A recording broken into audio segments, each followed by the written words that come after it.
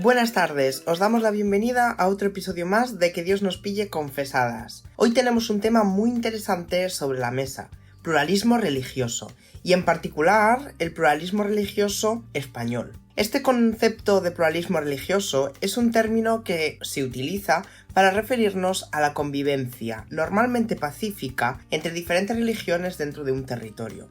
Sabemos que en España la religión tradicional siempre ha sido el cristianismo, pero existen muchas más religiones que últimamente están cobrando una gran importancia dentro del mapa religioso español. ¿Qué religiones son esas? ¿Existen problemas en el pluralismo religioso español? ¿Todas las confesiones tienen el mismo papel e importancia en España? Estos temas serán tratados en este podcast con nuestro invitado especial. Pues hoy con nosotros tenemos a Óscar Salguero Montaño, doctor en Antropología Social y Cultural en la Universidad de Granada. Es experto también en diversidad religiosa, antropología urbana y de las religiones, entre otras cosas porque si no, no acabaríamos nunca. Y es un magnífico profesor y mejor persona. Gracias, Óscar, por acompañarnos hoy. Muchas gracias a vosotros y buenos días, o buenas lo que sea, en función de cuando lo estéis escuchando. Bueno, Óscar, la primera pregunta que queríamos hacerte es si podrías explicarnos el panorama religioso dentro de España. Si tuviésemos que hacer una foto actual de lo que sería el panorama religioso, a mí lo que me resulta más potente de todo esto es hablar de la pluralidad y de la diversidad religiosa que existe en nuestro país. Entonces vamos a hablar de la foto actual, porque me imagino que en algún momento hablaremos del pasado y demás. Bueno, pues la foto actual, si hubiese que hablar en términos de cupos o de ratios, ¿no?, de representatividad de confesiones y demás, bueno, pues la Iglesia Católica continúa ostentando un papel hegemónico, al menos en lo relativo a la institucionalización de la confesión, el número de lugares de culto, de otros centros de otro tipo, educativos, asistenciales y demás. Podemos decir que 3 de cada 4 lugares de culto en España, por ejemplo, serían de la Iglesia Católica. Luego hablaremos del por qué es eso, que no es tampoco algo casual. También es el cúmulo de una serie de acontecimientos históricos, posicionamientos políticos diferentes del Estado, eso lo contamos bien. Entonces, pues creo que según la Conferencia Episcopal, actualmente ronda en torno a las 23.000 y pico de parroquias católicas. Si alguien me está escuchando y el dato es incorrecto, pido perdón, pero bueno, sí que viene a ser esa ratio. Mientras que lo que se llamaría minoría religiosa, que tampoco es un término completamente aséptico, digamos, no tiene por qué ser peyorativo, minoría se refiere simplemente a esas confesiones religiosas que por razones históricas y sociológicas, pues no han ocupado el papel hegemónico, ¿no?, que ha ocupado en este caso la mayoritaria, que es la católica. ¿Cuáles son estas minorías? Bueno, pues en segundo lugar tenemos el cristianismo evangélico, ¿vale?, que ronda, quiero recordar, según los últimos datos del directorio del Observatorio del Pluralismo Religioso en España, creo que nos encontramos en torno a los 7.000 y pico de lugares de culto. En este caso evangélicos, con la particularidad, eso sí, de que si hablamos de evangélicos no hablamos de una confesión monolítica o homogénea, que tampoco el catolicismo es homogéneo, pero bueno, a nivel institucional sí que hay una entidad que de algún modo rige, ¿no?, el día a día de sus filiales, que en este caso en España es la Conferencia Episcopal Española, y ya luego en la cúspide jerárquica estaría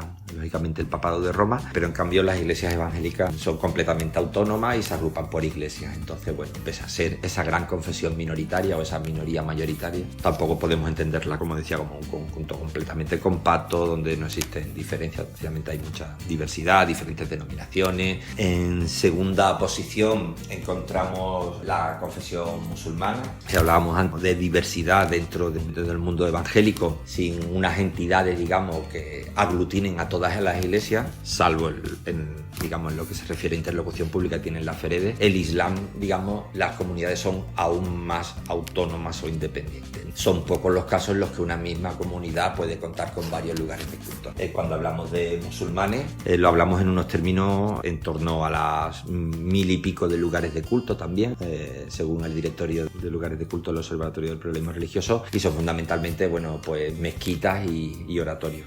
Igual que con el protestantismo, es muy importante también decir que en España, si bien el grueso de las comunidades aumentó exponencialmente en los años 90, ¿no?, sí que es verdad que existe también un pozo de unas primeras comunidades islámicas organizadas en España, donde, por ejemplo, que estuvieron protagonizadas, entre otras colectivos, por el colectivo Converso, ¿no?, que es un término con el que no muchos musulmanes que se han convertido se sienten a gusto, pero bueno, también un término, digamos, sin intentar. Pero también en este caso los musulmanes y las musulmanas tienen uno, las comunidades, que es la Comisión Islámica de España. Como veis, estoy siempre hablando de lugares de culto en lugar de hablar de fieles, ¿vale? Porque, bueno, primero porque los antropólogos no nos llevamos del todo bien con la cuestión estadística, pero también por las dificultades que trae consigo contar fieles, ¿no? ¿Quién es musulmán? El que tenga un apellido musulmán. Es musulmán el que cumple, digamos, respetuosamente todos sus preceptos religiosos, o sea, que precisamente es un tema del que hablabais en el primer podcast que me resultó muy interesante. Bueno, pues los testigos de Jehová, la tercera gran minoría religiosa en España, los lugares de culto se denominan salones del reino, y esto es lo que quería precisamente con lo que contaba con lo del número de fieles. Sí que es verdad que es que los salones del reino tienen la particularidad de que en un mismo salón pueden aglutinar 3, 4, 5 congregaciones, varios grupos de lengua, con lo cual el número se duplica. Estamos contando igual un salón del reino que una mezquita, pero a lo mejor la mezquita un viernes recibe 100 personas y en cambio 100 personas o 1000, las que sean, ¿no? Y en cambio un salón del reino a lo largo de una semana pues puede recibir, pues no sé, 1000 y pico de personas. El resto de confesiones reconocidas pues sería ya una ratio que le seguirían las comunidades budistas. En España, por ejemplo, también están presentes la práctica total, las grandes tradiciones o escuelas budistas, podemos entenderlas entre budismo zen, budismo tibetano y otros budismos, están todos presentes también en España. Y si bien decimos que es la cuarta minoría en número de lugares de culto, pienso, por ejemplo, en una teoría mantenida por Francisco Díez de Velasco, que a lo mejor este número se tambalea un poco si tuviésemos en cuenta muchos otros tipos de centros que aparentemente no son budistas, destinados, por ejemplo, a las clases de yoga, al mindfulness, a la meditación, hasta qué punto podrían ser considerados como budistas o no, ¿no? Y nada, bueno, ya por no alargarme más con el mapa, pues seguir hablando de confesiones reconocidas, pues también tienen un papel muy importante en la Iglesia de Jesucristo de los Santos de los Últimos Días, más conocido popularmente como los mormones, que aquí, por ejemplo, en Madrid está el gran templo para España y Portugal. Contamos también con el cristianismo ortodoxo, que también lleva presente en España más tiempo de lo que creemos, pero es cierto que, bueno, que el influjo migratorio, especialmente el del colectivo procedente de Rumanía, ha aumentado exponencialmente el número de parroquias. De hecho, hasta el año 2000, por ejemplo, creo recordar que la Iglesia Ortodoxa Rumana solo tenía 2 entidades inscritas en el registro de entidades religiosas, y conforme el auge migratorio procedente de Rumanía se fue expandiendo, llegaron incluso, pues no sé, ahora creo que rondan en torno a las 120 parroquias, 130 parroquias. Bueno, como digo, los números exactos, que creo que es más interesante buscarlo directamente en el directorio, pero bueno, ronda en torno a eso, ¿no? Y no solo la Iglesia Ortodoxa Rumana, también tenemos búlgaros, ucranianos, rusos, ¿no? Con el templo, por ejemplo, de Santa María Magdalena, y luego también incluso iglesias ortodoxas muy peculiares que podríamos llamar incluso de casi autóctonas, ¿no? Estoy pensando en la Iglesia Ortodoxa Hispánica o en la Iglesia Ortodoxa Española, que la Iglesia Ortodoxa Española está bajo el manto del Patriarcado de Serbia. Cuento esto no tanto para liar al oyente, sino para que veáis también un poco la complejidad, ¿no? Y cómo la cuestión nacional se entremezcla muchas veces con las cuestiones de la cotidianidad. También contamos con hindúes, ¿no? Hare Krishna, de diferentes también, hinduismo de diferentes tradiciones también. Contamos la última confesión reconocida por el Ministerio antes de Justicia y actualmente de Presidencia, fueron ese epígrafe que convino en llamar confesiones neopaganas, ¿no? Que aglutinan precisamente a una amalgama de confesiones que no tienen muchas veces nada que ver las unas con las otras, pero precisamente lo que hacen es reivindicar esa tradición espiritual y religiosa previa al catolicismo, ¿no? Pero bueno, esto es, digamos, lo que reconoce el Estado, ¿vale? Luego está, pues precisamente, me viene a huevo hablar del neopaganismo, ¿no? La Iglesia del pueblo guanche, por poner un ejemplo, como cualquier otro. Bueno, pues ya sabéis, el pueblo guanche, canario y demás, bueno, pues el pueblo guanche tiene cierta consolidación en el territorio de las Islas Canarias, pero por el contrario no forma parte de este conjunto de comunidades religiosas neopaganas que reconoce el Estado, porque tampoco forma parte de él. El mapa, pues el mapa es un mapa de pluralismo religioso muy concentrado en las grandes ciudades o en las zonas potentes de producción especialmente industrial y también agrícola, ¿no? Estoy pensando, por ejemplo, en la zona de La Rioja, Murcia o el poniente almeriense, y luego las grandes capitales, ¿no? Madrid, Barcelona, Valencia, Andalucía. Pero bueno, por tanto es un fenómeno, digamos, eminentemente urbano el del pluralismo religioso. Eso no significa que no esté presente también en las zonas más rurales. ¿Dónde hay más pluralidad? Pues ya lo he dicho, en comunidades autónomas, lógicamente, como provincias como Barcelona, Madrid o Valencia, por su gran densidad de población.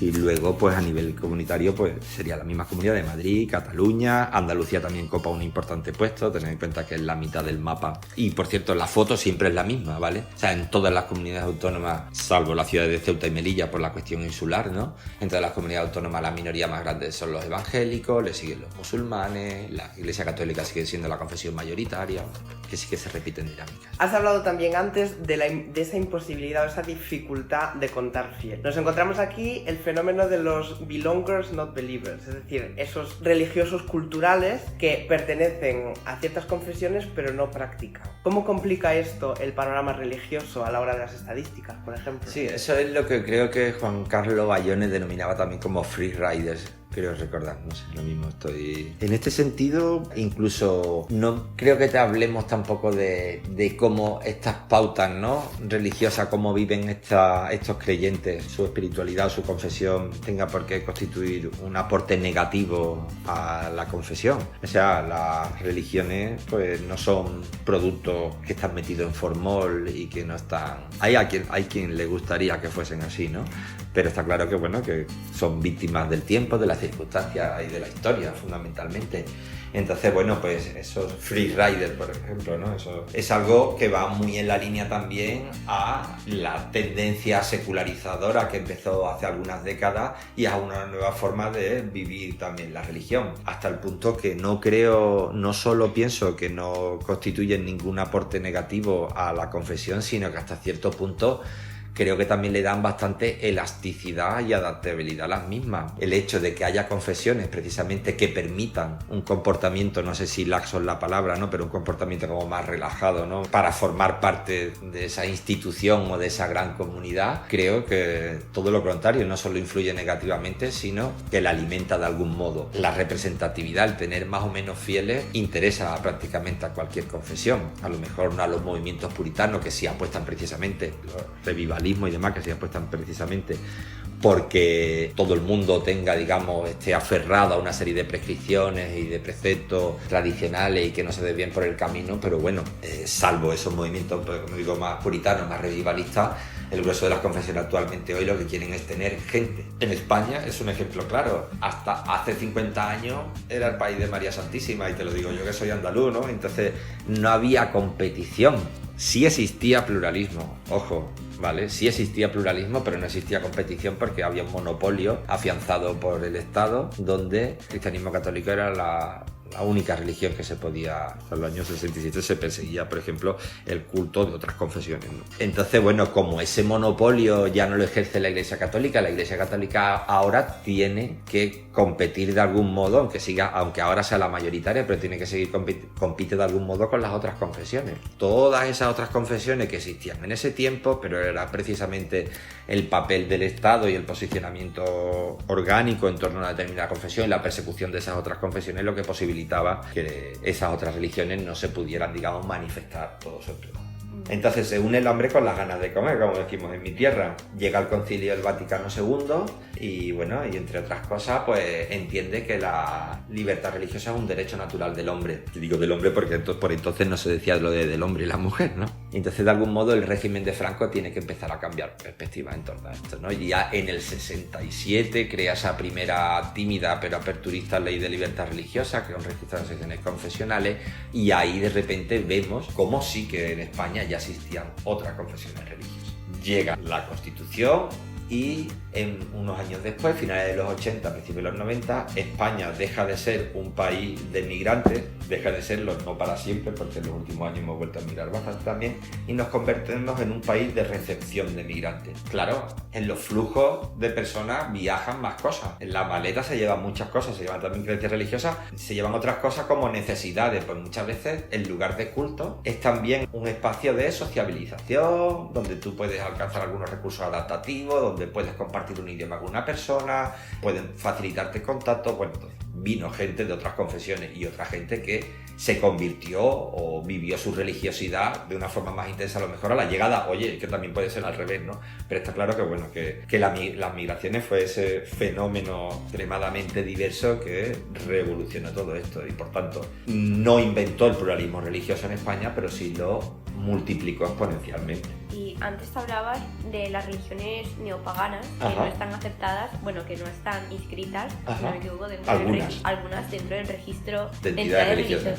¿Cómo una religión puede inscribirse en este registro? ¿Y qué importancia tiene? Claro. Bueno, en primer lugar, la inscripción no es automática, es decir, no significa de que nosotros nos montamos nuestro grupo religioso, nos vamos al registro de entidades religiosas, que ahora pertenece al Ministerio de Presidencia, hasta hace muy poco, ha estado en Justicia, rellenamos el formulario y eso y ya tenemos. Digo que no es tan fácil porque, por ejemplo, Satanistas de España, ¿no?, es una confesión, no han conseguido la inscripción a la primera. Pero como tampoco lo consiguió la Iglesia de la Cienciología o Iglesia de Scientology. Pero bueno, ese es como el primer paso. Significa que el Estado de inmediato no te va a reconocer tu carácter de confesión religiosa. Pero bueno, en principio es un derecho reconocido y que todas las confesiones que lo deseen, porque eso sí, es algo potestativo, pueden constituirse como entidades religiosas, crear federaciones religiosas y la inscripción en este registro, ¿qué trae consigo? Pues fundamentalmente trae consigo de que el Estado reconozca tu comunidad como un sujeto específicamente religioso, es decir, como una entidad religiosa, con lo cual vas a tener una serie de derechos y deberes propios de las confesiones religiosas. Esto, que parece una cuestión puramente administrativa y que no viene mucho más allá, pues hasta el año 68, ¿no?, con este primer registro de asociaciones confesionales, hasta el año 68 España nunca había reconocido institucionalmente otra confesión. Es decir, incluso por entonces era registro de asociaciones confesionales, ¿vale? ¿Qué significa? ¿Que solo son verdaderas religiones? Suena fatal eso, que solo son verdaderas religiones las que se inscriben en el registro. Ni de coña, ni de coña. Como decía, algo potestativo y el componente religioso no te lo da el registro. El Estado, en este caso, lo que te da es un reconocimiento con una serie de derechos y deberes, pero hay muchas otras confesiones o dentro de las confesiones determinadas comunidades que directamente no quieren inscribirse en el registro de entidades religiosas porque no se ven como una confesión o directamente no les importa o no necesitan ese reconocimiento público. Eso está muy presente, por ejemplo, actualmente con las nuevas espiritualidades. Pues ahora hay un montón de corrientes religiosas, espirituales y demás, que lo último que se les pasa por la cabeza es a lo mejor algún tipo de reconocimiento, o sea, para que van a querer reconocimiento estatal e inscribirse en determinados registros, si a lo mejor hasta la propia cuestión del lugar de culto ni les interesa. Además, también institucionalmente juegan un papel muy importante los decretos de arraigo. El notorio arraigo. Claro. ¿Qué serían estos decretos y cómo funciona? Bueno, esto yo siempre, perdonadme la simplicidad, pero siempre lo explico con un símil futbolero, ¿no? Y entonces hablo como de diferentes ligas. Hay algunas confesiones que juegan Champions, que juegan una liga internacional, otras que juegan en la primera categoría de la Liga Nacional y otras que juegan, digamos, sucesivamente, que van jugando en... Antes de contarte el notorio arraigo y siguiendo con este símil futbolero, ¿no?, de la pirámide de derechos o de estatus jurídico favorable, quienes jugarían, por ejemplo, esta Champions, en este caso sería la Iglesia Católica, porque tiene firmado con rango de tratado internacional los famosos acuerdos del 79, ¿no?, entre el gobierno de España y la Santa Sede, ¿no? En este caso son tratados internacionales con, digamos, el estatus jurídico que eso aporta, ¿no? En un segundo plano, y ahora hablamos de notorio arraigo ya directamente, vendrían, y por orden, evangélicos en el año 84, judíos en el año 84 y musulmanes en el año 89. Son confesiones a las que se les reconoció el notorio arraigo en su día. El notorio arraigo de estas confesiones, bueno, fundamentalmente se apoyaba en la larga y dilatada trayectoria histórica y de la importancia de estas confesiones en la conformación de nuestra sociedad. Y además en su día era un elemento completamente necesario para jugar en esa primera división nacional, que era poder suscribir con el Estado un acuerdo de cooperación. Es decir, el notorio arraigo es el requisito obligatorio para firmar un acuerdo de cooperación con el Estado, pero el Estado no está obligado a firmar el acuerdo de cooperación con aquellas confesiones que tengan notorio arraigo. ¿Esto qué significa? Que pasamos ya a la segunda división. Hay confesiones que tienen el notorio arraigo reconocido, pero no juegan en primera porque no han suscrito todavía un acuerdo de cooperación con el Estado. ¿De quiénes hablamos? Lo mismo, me equivoco cronológicamente, pero creo recordar.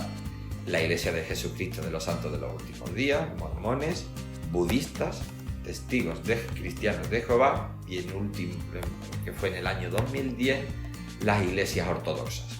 Bueno, entonces, aparte de poder firmar este acuerdo de cooperación que parece que nunca llega, ¿qué más te da el notorio arraigo? Bueno, pues te permite también, por ejemplo, formar parte de la Comisión Asesora de Libertad Religiosa, que es un órgano que lo que se dedica es dirimir cuestiones religiosas, como por ejemplo del tema del registro, ¿no? Pues no lo sé, pues por ejemplo con la Iglesia Scientology en su día, bueno, pues tiene que ser la Comisión Asesora de Libertad Religiosa la que revisa esa solicitud y la que en última instancia, si hay algún tipo de discrepancia o duda, cuentan con ellos, ¿no? Porque está conformada por miembros de la administración del gobierno, por miembros de estas confesiones que tienen a notorio arraigo y por académicos y académicas, ¿de acuerdo? Y un tercer efecto del notorio arraigo es que los oficios religiosos de matrimonio tienen efectos civiles. Pero yo creo que también en el ideario social existen un montón de prejuicios hacia esta pluralidad religiosa que hay en España. ¿Cómo afectan estos prejuicios a la propia pluralidad religiosa? Pues mira, me encanta que toques el tema de estereotipos y prejuicios, porque en última instancia los estereotipos y los prejuicios no es una mera cuestión de un chascarrillo que sueltas en el mar. Los estereotipos y los prejuicios se arraigan en las cosmovisiones que tenemos en torno a... y refuerzan de algún modo también el papel, en este caso hegemónico, ¿no?, de ciertas confesiones. Entonces, claro, yo creo que se está dando pasos en torno a ello. Pienso que la sociedad somos cada vez más plurales, ¿no?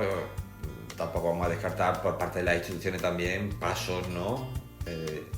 No solo la Fundación Pluralismo y Convivencia, como he citado antes, sino otras organizaciones públicas, asociaciones, bueno, el tejido asociativo creo que es bastante fuerte, las propias confesiones, ¿no? Creo que están intentando avanzar hacia eso, pero bueno, los estereotipos y los prejuicios siguen estando muy operativos, y esos estereotipos y prejuicios sedimentan y no solo calan entre la sociedad, sino también calan entre las instituciones. A ver, que las instituciones aquí nos ponemos en plan, pero las instituciones en última instancia están conformadas por personitas y las personitas forman parte de la sociedad. Entonces, bueno, esa es como una de las grandes responsabilidades que tiene el Estado y la sociedad en su conjunto, de luchar contra estos estereotipos y prejuicios, porque en última instancia lo que suelen hacer generalmente es ofrecer visiones o muy sesgadas o completamente discriminatorias sobre algunas confesiones, con lo cual contribuyen a construir un problema donde algunas veces realmente no lo hay. Uno de los grandes ejemplos, sin duda alguna, es el Islam, donde encima les pesa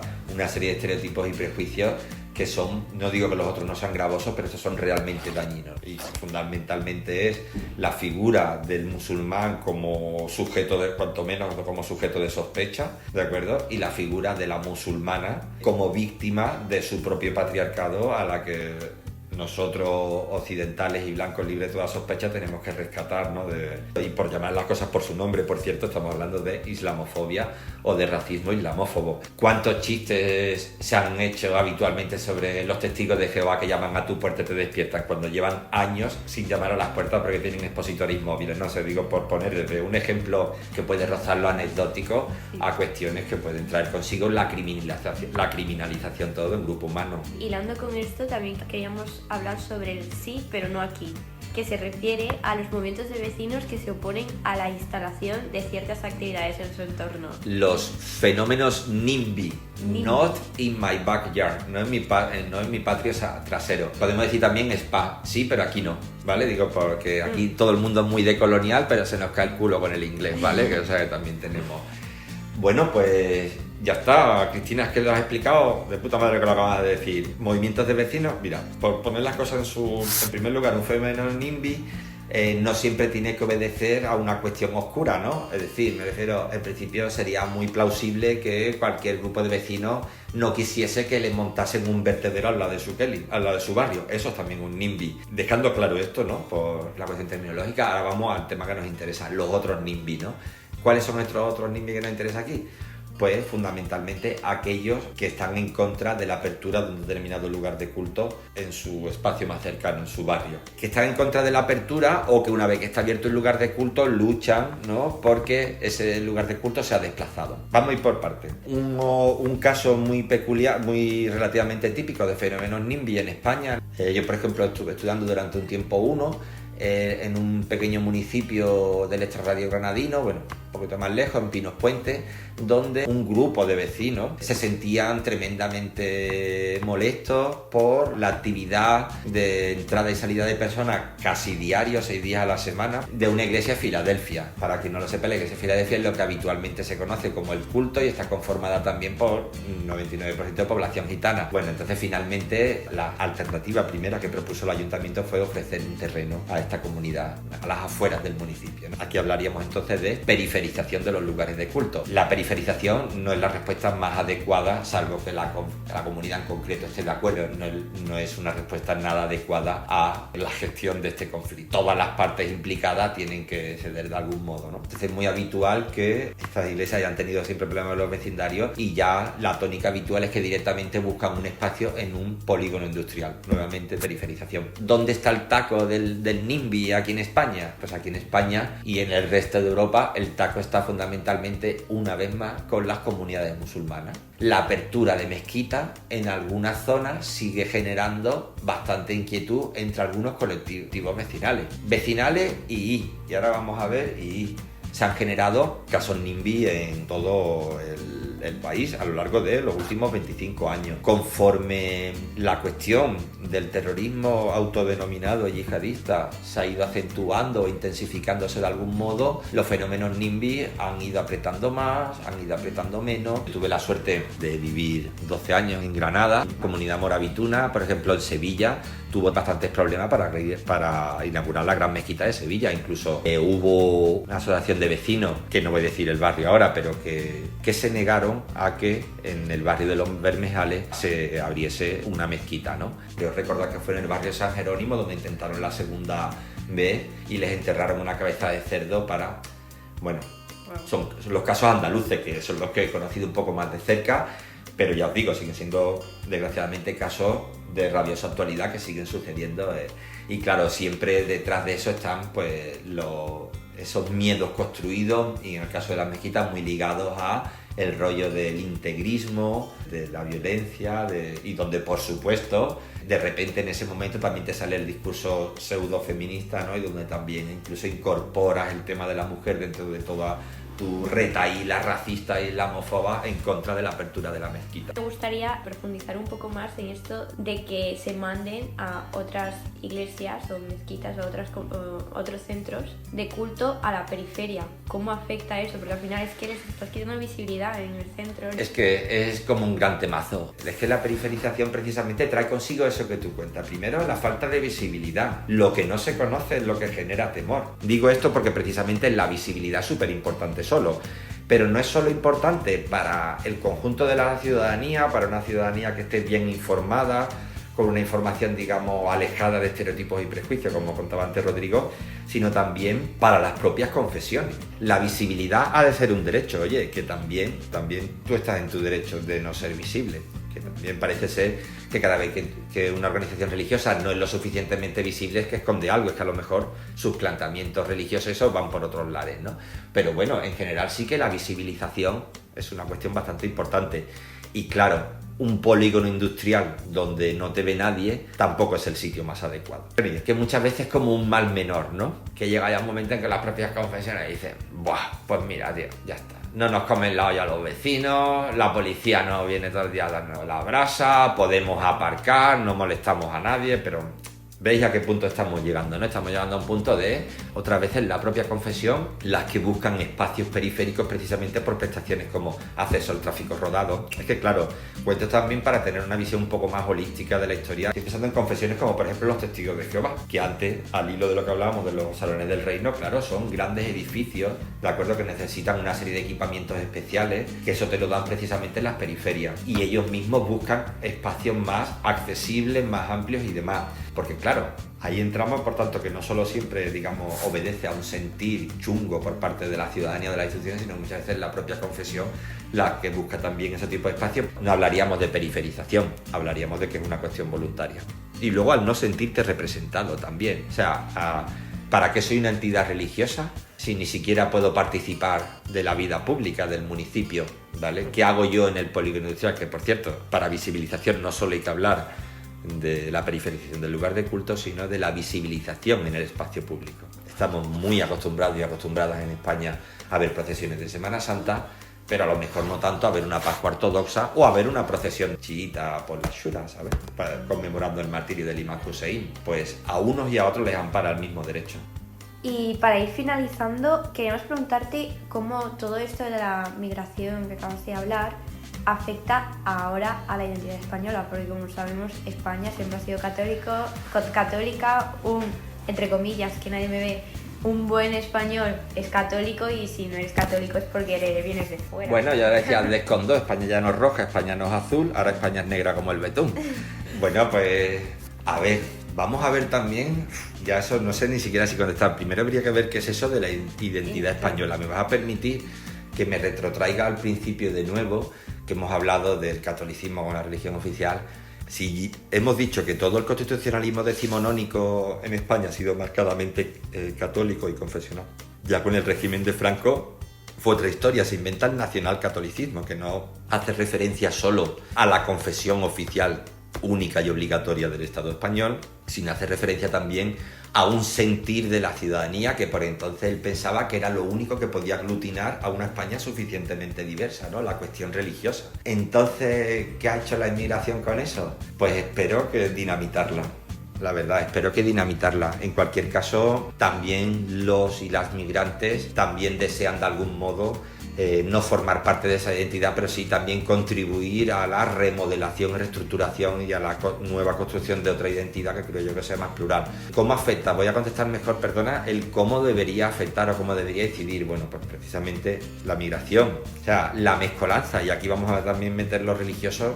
La forma que yo creo que tendría que incidir en esta identidad, precisamente en crear una identidad lo suficientemente heterogénea, diversa e inclusiva, que permita a todo el mundo formarse parte de aquí. España tenemos todavía una ventaja de tiempo, que nos hemos incorporado a todo esto, que podemos mirar los modelos de otros países europeos que han fracasado en cómo gestionamos la diversidad. Todavía estamos a tiempo de hacerlo, espero. Tienen que recabar obligatoriamente, como mínimo éticamente, tienen que recabar todos estos tipos de sentires nacionales, étnicos y por supuesto religiosos. Si no, es que ¿de qué estamos hablando? La diversidad es un craso error desde el minuto cero, verla como un potencial foco de conflicto, cuando hay que verla también como un potencial foco de cohesión social.